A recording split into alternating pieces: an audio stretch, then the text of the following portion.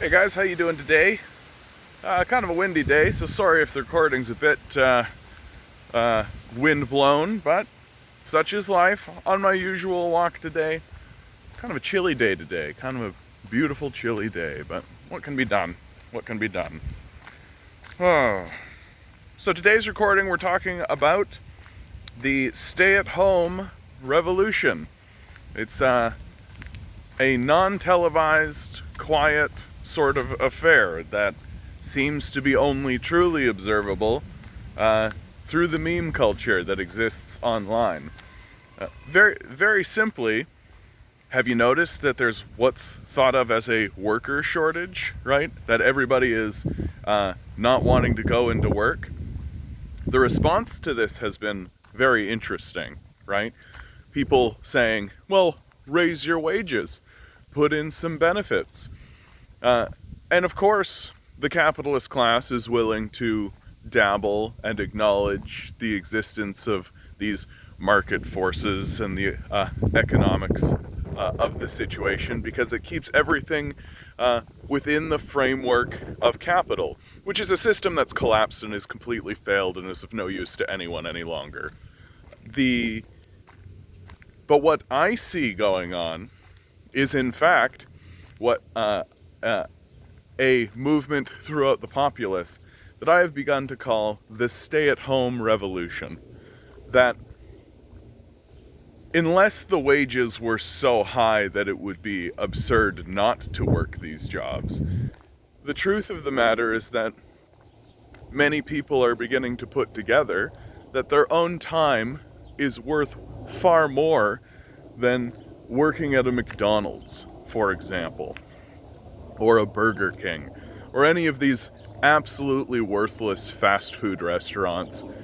The entire fast food industry is one of those industries that I look at and simply ask myself, why do these exist? What is the purpose of these, except to destroy huge sections of our environment so fat pigs can jam garbage into their face regularly? What's the point of these establishments? And I feel like lots of people in the populace are beginning to say, am I willing to trade my time, the only commodity that is actually of any value to myself, am I truly willing to trade this commodity for what? Not even enough money to be able to pay food and shelter for myself? And what am I doing with that time? Am I helping anyone? Am I improving the society? Am I building anything? Am I increasing the value of the society? No. I'm erecting factory farm institutions that torture animals until the day they die so we can grind them up and jam them into people's faces. And it's all designed with this scientific bliss point in mind so that when they put it in their mouth, they get that little spark of dopamine that capitalism has robbed from them completely, so that they're able to feel a little shred of joy for a minute while they put yet another pound on and waddle on down the street. And so I feel like there's a lot of people who are looking at a lot of American institutions, Canadian institutions, and thinking to themselves, you know what? I'm just not going to participate in that any longer. If you're one of these people who bump out of these videos at around this time, please be sure to like, please be sure to share, please be sure to subscribe. I have a Patreon down below. I would really, really love it if I didn't have to be homeless here in the near future. So if you've got $1 jangling around in your pocket, please be sure to just send it on my way. I also have a live stream, 6 to 9 p.m. Eastern Standard Time. Please pop in, say hello. I'd really, really love to talk to you, as we're all collectively dealing with this free-fall collapse of our society into a feudal system. And I feel as though what has begun is this process of revolution that the mainstream media refuses to acknowledge and refuses to talk about. Because, as Noam Chomsky points out, the number one thing that you can do If you want to stop a invalid, morally evil system from propagating, is to stop participating in it, right? And that's exactly what people are doing. People are looking out into the job market, as it's called, and they're saying explicitly, these jobs are worthless. Not only are they not paying us anything, but they're abusive. They cause harm to not only myself, but to the society that it is within. It is completely worthless and props up a lifestyle that is despicable and disgusting on the face of it, encouraging people like Doug Ford to just drive through places, get their fat food, jam sugary drinks into their face before they go rob the populace. And people are just no longer tolerating it. And the truth of the situation is that America is beginning to come to terms with the idea that there are some jobs that are not worth doing. That when I was growing up, there was always this idea that no, you'll find a job that these capitalists will pay for, and then you'll work that job and everything will be great. Well, guess what? It's a total farce. It's totally false. That there are simply some jobs, no matter how much the capitalist class wants you to work them, no matter how much they're willing to pay, there are simply some jobs that are not worth doing. They're not worth your time, and they're not valuable for the society, no matter how much a sociopath wants to pay you to do it. Like, this is a real problem that the American military is beginning to face. It's a real problem that the American police forces are beginning to face.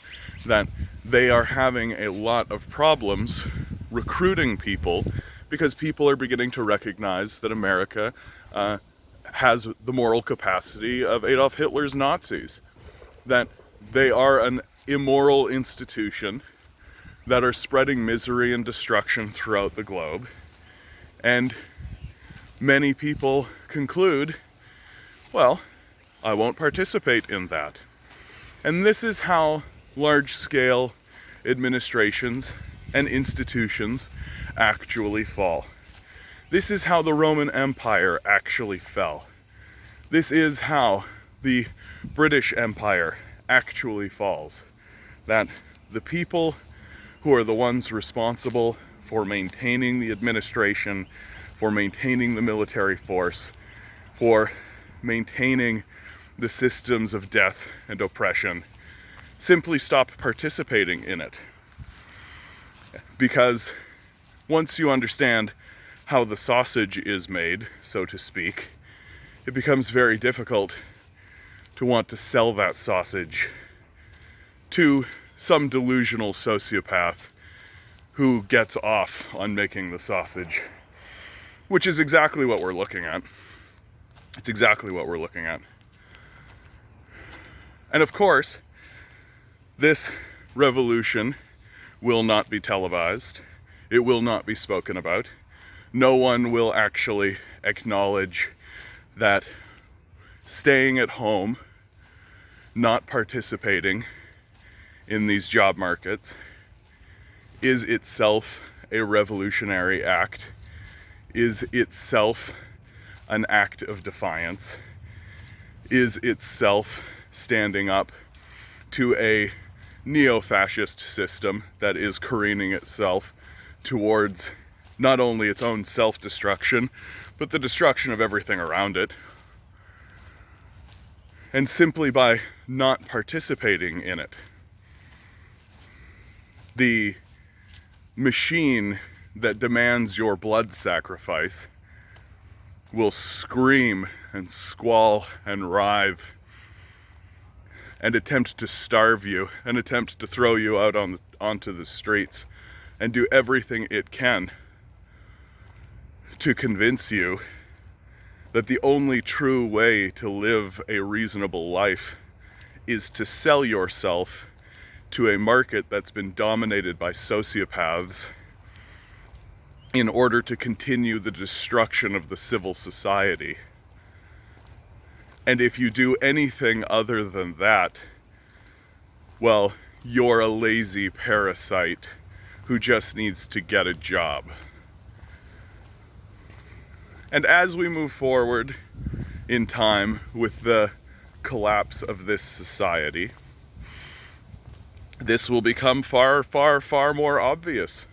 I just had a conversation with a friend of mine who has done everything right in his life. And he's a good man. He's done everything right in his life. He followed all the rules. He listened to all the advisors. He did everything correctly. Got the best job working for the best institutions. He can't buy a house. This is a failure. This is a failure of a system that is in free fall collapse. And the solution to it is to stop participating, is to stay home. During the pandemic, people were permitted to stay at home, work from home. And now there's this big push to get these people who are working from home back into the office. And this act reveals totally the sociopathic nature of capital, because the people who are working from home are just as, if not more, productive. All of the studies and all the investigations into this are showing that these people are just as productive, if not more productive, when they're working from home. And now you're getting stories of people who, instead of working in their backyard or going to a park and working there and enjoying nature and being in their community and doing their work in comfort and in peace, are now having to commute an hour to get to a cubicle where they're under fluorescent lights for 9 hours a day, and then they commute an hour back home. And the idea that people are going to withstand the mental wear of this, that they're going to simply continue allowing this abuse, and it is abuse, let's be very clear about this. This is abuse. It's abuse of a person to say to them that sure, you could work this job from the comfort of your home or in a park or in whatever configuration you would like to make your mental health as strong as possible, but we need to look over your shoulder every 5 minutes to justify the existence of the managerial class. We need to have total control of the situation, so you have to get on a transit system for 2 hours a day of your life so that we can spy on you, because we've got nothing else really going on. And that's really what it comes to.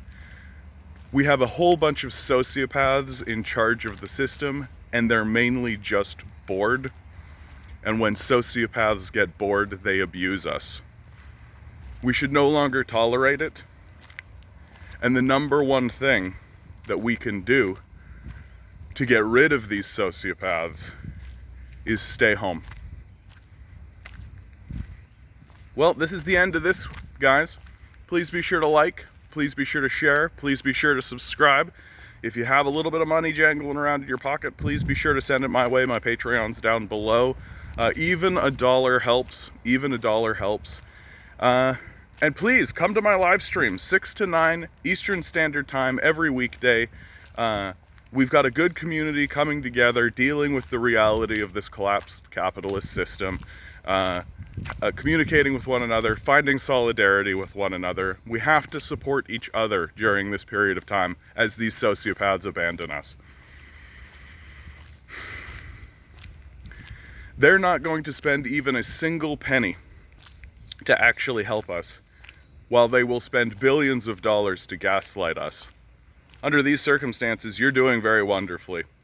You're a divine being, standing in divine energy, and we could use some of it right now. Good luck. We're gonna need it.